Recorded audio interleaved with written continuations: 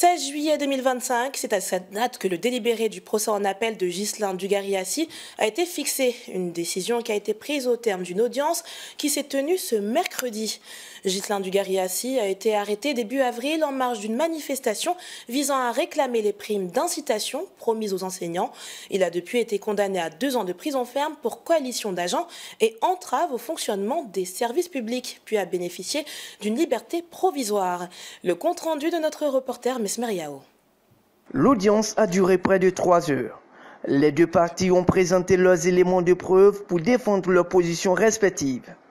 Après des échanges parfois houleux entre les avocats, le procès s'est achevé sur l'annonce du délibéré fixé au 16 juillet 2025. À l'issue de l'audience, l'avocat de l'enseignant, Maître Boto Léon-Paul, a fait le point des échanges. En résumé, le parquet a simplement répondu ce soir qu'il demande la confirmation du jugement, donc la condamnation de M. Assi Yapo à 24 mois de prison ferme, et que tout ce qui s'est passé à côté, c'est du verbiage.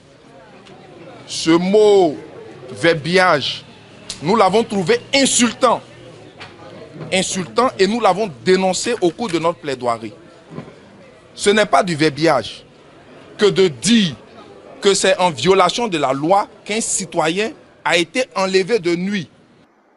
Présent également en ce procès, le directeur de l'ISMENA a salué le travail effectué par les avocats. Avec l'intervention de nos avocats, qui sont très éloquents et qui ont touché là où il faut toucher, nous savons que le droit sera dit et que Dugari sera rétabli dans tous ses droits, mais que le droit syndical, la liberté syndicale en Côte d'Ivoire aussi sera reconnue. Le sort judiciaire d'Assi Dugari sera définitivement scellé dans un mois. En attendant, chacun des camps garde espoir en la justice.